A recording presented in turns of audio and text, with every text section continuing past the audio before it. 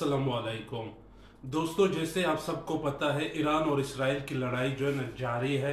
6 round तकरीबन दोनों fire कर चुके हैं। 6 राउंड से मेरा मुराद है हर रात को इसराइल जो है ना वो ईरान के ऊपर हमला करता है अपनी एयरफोर्स से, जबकि बदले में ईरान जो है ना अपने मिसाइल टेक्नोलॉजी से इसराइल के ऊपर हमला जो है ना कर देता है। अभी तक इतलात के मुताबिक इस वक्त तक ईरान के टोटल 224 लोग शहीद हुए हैं या फिर फोत हो चुके हैं इस लड़ाई में, जबकि इसराइल के 36 से 40 के करीब लोग जो है ना वो इस इलाके में जो है ना हलाक हो चुके हैं। इसराइल और अमेरिका की जो है ना मीडिया रिपोर्ट कर रही है कि ईरान का जो स्पेस है वो अमेरिका और इसराइल के कंट्रोल में है। अब सवाल ये बनता है कि ईरानी एयरफोर्स है वो इतने कमजोर क्यों है। इतनी जल्दी जो है ना वो हम तो ये तवक्को कर रहे थे कि शायद कुछ अरसा ईरान जो है ना इसराइल से लड़ ले, लेकिन शुरू में ही अमेरिका और इसराइल ने जो है ना जो ईरानी एयरफोर्स है उसका कंट्रोल संभाल लिया है। एयरफोर्स का कंट्रोल से मेरा मुराद है कि अभी आपको इसराइली और अमेरिकन तैयारे ड्रोन्स वगैरह ही ईरानी जो हदूद है, जो बाउंड्री है या फिर जो स्पेस है उसमें आपको देखने को मिल रहे हैं। ईरान के पास जो है ना वैसे तो कहा जाता है कि ईरान के पास मॉडर्न जो है ना कोई टेक्नोलॉजी नहीं है, कोई ऐसी सलाहियत नहीं है कि वो जो है ना उनके तैयारे जो है ना वो हवा में जो है ना वो उड़ाए, वो जो इसराइली तैयारे हैं उनका मुकाबला करे। दो कि वो अमेरिकन जो तैयारे हैं उनका मुकाबला तो नहीं कर सकते, खासतौर पे जो F-35 वगैरह जो स्टील तैयारे हैं, लेकिन जो छोटे मोटे इसराइली तैयारे हैं उनकी जो है ना वो दिफा तो वो कर सकते हैं, या फिर उनके पास इतना कुछ ज़रूर होना चाहिए कि वो इसराइली जो छोटे तैयारे हैं या जो ड्रोन तैयारे हैं उनकी जो है ना वो उनको क्यों नहीं गिरा रहे हैं। क्या वाकई में ईरान के पास वो टेक्नोलॉजी नहीं है, या फिर ईरान फिलहाल अपनी टेक्नोलॉजी को छुपा रहा है।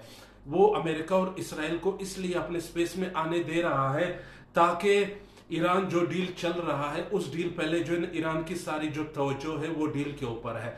अगर डील नाकाम होती है, अगर अमेरिका भी इसराइल के साथ जंग के अंदर कूद देता है, अगर अमेरिका इसराइल के साथ मिलके अपना जो क्या कहते हैं बंकर, जो ब्रस्टर बम है उसके जरिए ईरानी जो आप कह सकते हो जो टेक्नोलॉजी, एटॉमिक टेक्नोलॉजी ईरान ने जमीन के अंदर छुपाई हुई है उसको कोई नुकसान पहुंचाता है, तो क्या ईरान तब अपना जो एयर डिफेंस सिस्टम है उसको एक्टिव करेगा? क्योंकि कुछ अर्सा पहले हमें जब इसराइल ने पहली दफा ईरान के ऊपर हमला किया तो इसराइल जो है ना जाके रशिया से जो है ना उसने रिक्वेस्ट की कि हमें कोई डिफेंस सिस्टम दिया जाए। क्या इसराइल जो है ना अब ईरान अभी वो रशियन जो एयर डिफेंस सिस्टम उसको मिला है वो अभी एक्टिव नहीं करना चाहता? ये सवालात अभी जो है ना ज़हन में आ रहे हैं कि ऐसा क्यों है। खैर, आज की मेरी वीडियो कुछ डिफरेंट होगी। मैं वैसे तो हम सबको पता है क्या हो रहा है मीडिया के ऊपर, जो जो हमें बताया जा रहा है, लेकिन बैक पे क्या चल रहा है मैं आज की इस वीडियो में जो है ना आपके साथ डिस्कस करूंगा। सबसे पहले तो हमारी आर्मी चीफ, इन दिनों में जब इसराइल और ईरान की लड़ाई हो रही है, इन दिनों में अमेरिका ने हमारी आर्मी चीफ को जो है ना जो व्हाइट हाउस क्यों बुलाया? क्या अमेरिका जो डोनाल्ड ट्रंप है वो हमारी जो आर्मी चीफ के ऊपर इतना मेहरबान क्यों हो रहा है? यहाँ तक कि जो अमेरिकन प्रेसिडेंट है वो हमारे आर्मी चीफ के साथ व्हाइट हाउस में जो है ना डिनर करेगा। अब ये डिनर हमारे लिए कितना जो है ना महंगा साबित हो सकता है ये हमें आने वाले दिनों में पता चलेगा। सवाल ये बनता है कि अमेरिका हमारे आर्मी चीफ से चाहता क्या है? अमेरिका को पता है पाकिस्तान के अंदर डिसीजन मेकर जो है ना वो या तो आर्मी चीफ है या ISI चीफ है, दोनों इस वक्त अमेरिका में मौजूद है। हमारा आर्मी चीफ अमेरिका को क्या देने जा रहा है या अमेरिका पाकिस्तान से क्या मांगने जा रहा है? क्योंकि पिछले कुछ जो दिन है 10-15 दिनों से जो प्रेसिडेंट डोनाल्ड ट्रंप है वो बार बार स्पीच में ये कह रहा है पाकिस्तान की जो लीडरशिप है वो बड़ी ज़बरदस्त लीडरशिप है, वो जो है ना डिसीजन लेने वाली लीडरशिप है। बार बार जो है ना पाकिस्तानी लीडरशिप की तारीफ कर रहे हैं कि हमने इंडिया और पाकिस्तान के अंदर सालिसी का किरदार अदा किया है। क्या अमेरिका पाकिस्तान को ये बावर कराना चाहता है कि चूंकि हमने आपको इंडिया से बचा लिया, हमने सीज फायर करवा लिया है, अब आप जो है ना इसके बदले हमें कुछ दे? अब वो कुछ क्या पाकिस्तान अमेरिका को दे सकता है? जब भी अमेरिका की बात आती है हमारे ज़हनों में जो है ना अड्डे की बात आती है कि शायद पाकिस्तान से अड्डा मांग रहा है, लेकिन इस बार ऐसा नहीं है। इस बारी ऐसा क्यों नहीं है? क्योंकि अमेरिका के पास ऑलरेडी अड्डे मौजूद है अरब ममालिक में। अरब ममालिक जो पर्शियन गुल्फ है, एक साइड पे ईरान है, दूसरे साइड पे अरब ममालिक है, तो इन सब में अमेरिकन अड्डे मौजूद है। मेरे नहीं ख्याल के अमेरिका को अड्डे की इस बारी जरूरत है। इस बारी जिस चीज की अमेरिका को ज्यादा जरूरत है वो है पाकिस्तानी बॉर्डर ईरान के साथ। आपको पता है ईरान के जो कंट्रोल है वो पर्शियन गुल्फ और सीरिया इराक वगैरह बॉर्डर जो अजरबैजान की तरफ है उस पर ईरान का जो है ना बड़ा जबरदस्त कंट्रोल है, क्योंकि वो खिता ही है जो इसराइल से जो है ना, ईरान इसराइल से लड़ रहा है। ईरान की जो ज्यादातर आर्मी है वो उसी साइड पे है। पाकिस्तान और अफगानिस्तान का जो बॉर्डर है निस्बतन उन बॉर्डर के निस्बत ये बॉर्डर जो है ईरान के लिए ज्यादा कमजोर है। अब तालिबान तो अमेरिका के हवाले जो है ना नहीं करेगा, ये तो क्रिस्टल क्लियर है।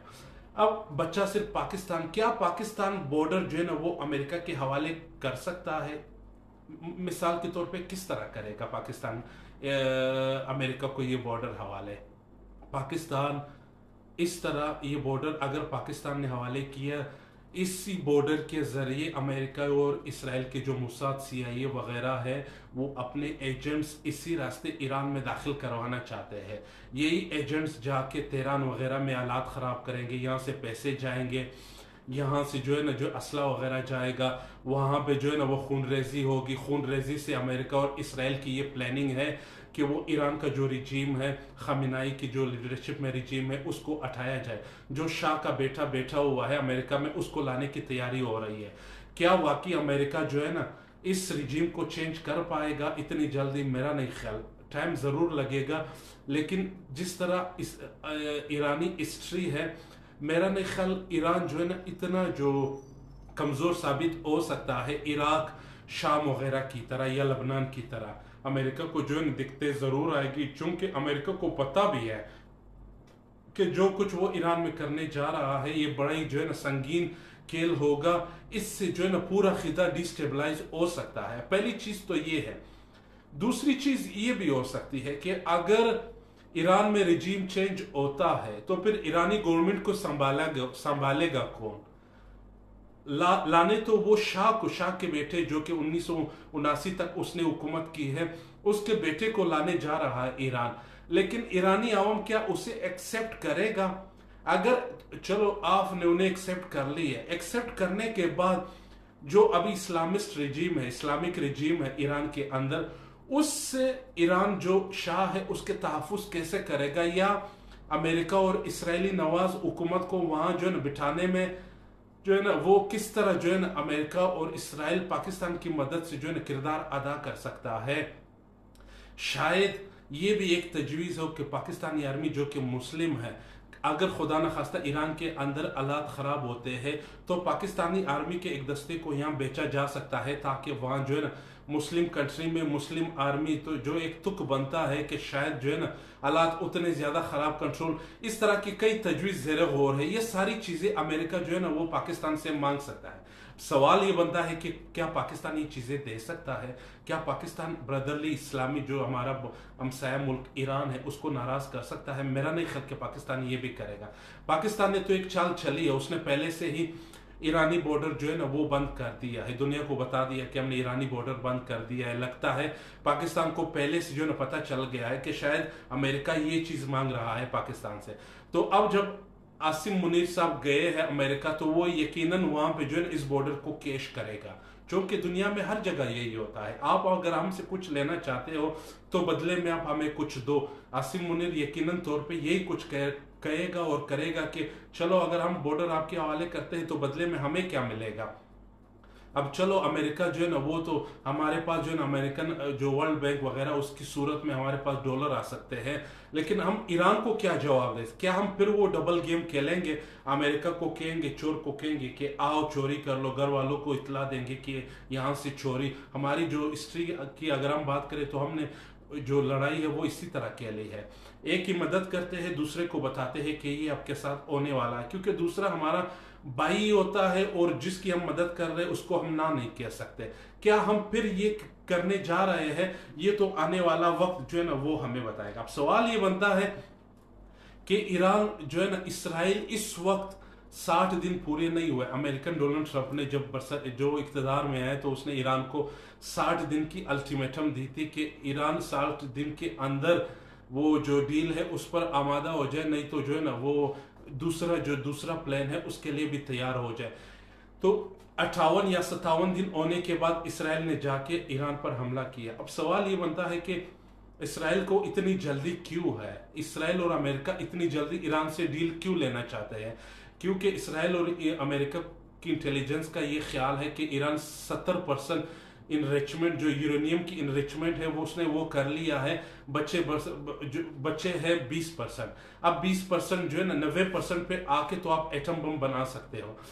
अब उनको ये ख्याल है कि ज्यादा से ज्यादा 3-4 महीने में ईरान जो एटॉमिक बम है वो हासिल कर सकता है, इसलिए वो ईरान के ऊपर जो है ना वो प्रेशर डाल रहे हैं कि वो जो है ना या तो डील पे एग्री करे या फिर ये जो लड़ाई झगड़ा है इसके लिए तैयार है। इसीलिए इसराइल ने जो है ना पहले हमले किए, खामिनाई को हटे नहीं किया। उनको पता है खामिनाई वो वाहिद लीडर है जो पूरे ईरान को जो है ना संभाल सकता है, जो जोड़ सकता है, जो कि ईरान आप कह सकते हो कि डील भी करवा सकता है। ईरान के अंदर लोग उसकी बात मानते हैं। इसराइल ने ये पॉलिसी अपनाई है, उसने जो मेजर आर्मी चीफ थे, उनकी जो इंटेलिजेंस चीफ वगैरह थे, IRGC के जो सरबराह थे, उनको टारगेट किया, उनको शहीद किया। उनको पता है, वो ये धमकी तो ज़रूर लगा रहे हैं कि हम खामिनाई को भी हिट करेंगे, लेकिन अमेरिका कह रहा है कि अभी आप ऐसा ना करें। ज़ाहिरी तौर पे तो वो ये लोग यही कह रहे हैं कि अमेरिका ने इसराइल को रोका हुआ है। क्या वाकई इसराइल खामिनाई को हिट कर सकता है? मेरा नहीं ख्याल कि ना इसराइल चाहेगा खामिनाई को हिट कर दे, ना अमेरिका ये चाहेगा, क्योंकि अमेरिका और इसराइल को ये पता है डिसीजन मेकर जो है ना वो खामिनाई है। अगर हमने कोई डील लेना है तो हम खामिनाई से ही ले सकते हैं। खामिनाई के जाने के बाद कौन आएगा, वो किस तरह का बंदा होगा, अमेरिकन इसराइल पपिट हो सकता है, नहीं हो सकता, क्या वाकई में बाद में डील हो सकता है, कहीं मेजर वॉर की तरफ ना जाए। अमेरिका की ये भी पॉलिसी है। ज़ाहिरी तौर पे तो वो ऊपर से ईरान को जो है ना धमकी ज़रूर लगा रहा है, लेकिन पीछे से वो जो है ना लड़ाई से दूर होना चाह रहा है कि लड़ाई की नौबत ना है। अमेरिकन जो प्रेसिडेंट है वो बिजनेसमैन है, उनकी सोच ये है कि पाबंदियां लगाओ, टैक्सेस लगाओ वगैरह वगैरह, अपने मुफादात हासिल कर लो, ना कि लड़ाई झगड़ा। अमेरिकन फ़ौज को वहाँ भेजो, अमेरिकन के डॉलर जो है ना खर्च हो। अमेरिकन सीनेटर्स की जो बयानात है वो हमें जो है ना वो हमारे पास जो है ना देखने को भी मिल रहा है। एक और चीज जो बड़ी इंटरेस्टिंग चीज है, आपने शायद नोटिस नहीं की, इन जंग के हवाले से जो पेट्रोल प्राइसेस है वो 5% जो है ना ऊपर चले गए। अब ये पेट्रोल प्राइसेस ऊपर जाने के पहले जो है ना अमेरिका लड़ाई करता था, जिस इलाके में पेट्रोल होते थे उसी इलाके पे हमले वगैरह, इराक शाम वगैरह हमने देखे, वहाँ से पेट्रोल वगैरह जो है ना अमेरिकन की क़यादत में निकलते थे, तो अमेरिका को इतना ज़्यादा नुकसान नहीं होता था। अब पेट्रोल के प्राइसेस बढ़ने में अमेरिका को फायदा हो रहा है। वो किस तरह? ड्रिल बेबी ड्रिल, जो डोनाल्ड ट्रंप की पॉलिसी है, ड्रिल बेबी ड्रिल, आपने सुना होगा कि अमेरिका के अंदर जितने मिनरल्स पेट्रोल वगैरह है उसको ड्रिल करके निकाला जाए। अब दुनिया में पेट्रोल महंगा हो रहा है, अमेरिका को कोई फर्क नहीं पड़ रहा। पहले अमेरिका जो है ना दुनिया में सबसे ज्यादा पेट्रोल खरीदने वाला जो है ना मुल्क था, अब अमेरिका दुनिया में सबसे ज्यादा पेट्रोल निकालने वाला मुल्क बन गया। तो जब निकालने वाला वो मुल्क बन गया, वो खुद भी यूज करेगा, दुनिया को भी बेचेगा। 5% अगर शेयर ऊपर जाते हैं पेट्रोल का तो अमेरिका को तो फायदा ही फायदा होगा। एक चीज ये। दूसरी चीज ये, अमेरिका जो है ना वो इलाके में जो है ना एक सरदार वडेरा वगैरह का किरदार अदा कर रहा है। एक इलाके में जब अगर सरदार की सरदारी, वडेरे की वडेरी, खान की खान कायम रखनी हो तो उनकी ये कोशिश होती है कि इलाके में अमन ना हो। जब दो लोग लड़ते हैं तो वो वडेरा और खान के पास जाते हैं, अपने सुलह सफाई करवाता है, उन्हीं से मशवरा लेता है, उनकी जो सरदारी है वो उनके ऊपर कायम रहती है। अमेरिका की भी बिल्कुल यही पॉलिसी है। अमेरिका चाहता ये जरूर है कि ईरान जो है ना वो एटमी पावर ना बने, लेकिन अमेरिका साथ ये भी चाहता है कि ईरान कमजोर ना हो, क्योंकि अगर ईरान फर्ज कर ईरान कमजोर होता है, ईरान कमजोर होने के बाद पिछले कुछ दिनों से जो महीना पहले अमेरिकन प्रेसिडेंट ने सऊदी अरब और जो अरब ममालिक है उनका दौरा किया। उन दौरों में जो है ना अरब ममालिक ने अमेरिका के अंदर लगभग 1000 या 900 के करीब अरब डॉलर के सरमाए किए। और ये सारी सरमायाकारी जो है ना वो असला रिलेटेड, ज्यादातर असला रिलेटेड था। सऊदी अरब वगैरह अमेरिका से असला खरीदेगा। अब सऊदी अरब असला क्यों खरीद रहा है? वो इसलिए खरीद रहा है कि वो ईरान से अपना तहफ़्फ़ुज़ करना चाहता है। अमेरिकन सोल्जर भी सऊदी अरब वगैरह में इसलिए मौजूद है कि वो ईरान से उनको बचाना चाहता है। सऊदी अरब यमन में जो है ना, जो शिया है उनके खिलाफ वॉर लड़ रहा है। अब अंदाजा कीजिए, फर्ज कीजिए ईरान कमजोर होता है। जब ईरान कमजोर होगा तो फिर सऊदी अरब की अमेरिकन असला खरीदने की क्या जरूरत पड़ेगी? ये $1000 अरब तो जो क्या फिर सऊदी अरब उसमें अमेरिका में जो है $1000 की सरमायाकारी असले के ऊपर करेगा? अगर यकीनन नहीं करेगा। जो अरब ममालिक में अमेरिकन सोल्जर बैठे हुए, जो बेसिस वहां पे सऊदी अरब उनके ऊपर खर्चा कर रहा है, क्या सऊदी अरब फिर उनके ऊपर खर्चा करेगा? नहीं करेगा, क्योंकि ईरान कमजोर होगा। तो अमेरिका ये भी नहीं चाहता कि ईरान कमजोर हो ना। अमेरिका ईरान के ऊपर, ये मेरी बात लिख के ले ले, अमेरिका कभी भी ईरान के ऊपर हमला नहीं करेगा। इसराइल जरूर करेगा, हमला करता रहेगा, मेजर टारगेट हासिल करते रहेंगे, लेकिन एक बड़े लेवल पे जो है ना, कभी भी जो है ना वो अमेरिका ईरान के ऊपर हमला नहीं करेगा। तीसरी बात यह है कि अमेरिकन प्रेसिडेंट जो है ना वो थर्स्टी है नोबेल पीस प्राइज जो है ना वो हासिल करने के लिए। इंडिया और पाकिस्तान के बीच में उसने सुलह करवाया, पूरी दुनिया को उसने बताया मैंने सुलह करवाया, मैंने सुलह करवाया, मैंने ये किया, मैंने वो किया। क्या अब वैसे ही 3-4 दिन, 5 दिन, 10 दिन की जंग ईरान और इसराइल के दरमियान होती है, फिर अमेरिका बीच में सुलह करवाता है, फिर डोनाल्ड ट्रंप यही बयाने जो ना के लेके जाता है कि मैंने करवाया, मैंने करवाया? क्या डोनाल्ड ट्रंप जो है ना वो नोबेल पीस प्राइज की तरफ जा रहा है? क्या ये भी उसकी गेम है? ये सारी चीजें मद्देनजर रखते हुए इस वार को जो ना अपने ऑब्जर्व करना है। वार का मतलब सिर्फ नहीं है, ये तो होता रहता है, वहां से मिसाइल आए, यहाँ कितने फोत हो गए, यहाँ से वहां गए, वहां कितने फोत हो गए, ये बकवास बातें हैं। लड़ाई यकीनन तौर पे वहां से जब मिसाइल आती है, या लोग शहीद होंगे, यहाँ से जाते हैं वहां पे लोग फोत होंगे, लड़ाई में सब चलता रहता है। लेकिन जो मेजर गोल्स है, वो गोल्स कौन अचीव करना चाहता है? क्या ईरान डील हासिल करने के बाद, डील वो हासिल करता है वो ईरानी मुफादात में होता है वो डील, चलो वो यूरेनियम या ये वो एटॉमिक जो बम है उसकी तरफ नहीं जाते, दुनिया उसको एक्सेप्टेबिलिटी ईरान को देगा, ईरानी मैशत जो है ऊपर जा सकता है, ईरान जो है जो पाबंदियां है क्या वो ईरान से हट सकता है? अगर तो हट जाती है ईरान से पाबंदी, ईरान नॉर्मल मुल्क दूसरी दुनिया के लिए बन जाता है जैसे कि नॉर्मल दूसरे ममालिक है, फिर तो ईरान के लिए ये विन विन सिचुएशन है। कुछ अरसा ईरान जो है वो एटॉमिक प्लांट या एटॉमिक बम में उसको पीछे रख देगा। क्या इसराइल और अमेरिका अनकंडीशनल ईरान को सरेंडर करने पे मजबूर करेगा? मेरा नहीं ख्याल कि वो मजबूर कर सकता है या करेगा।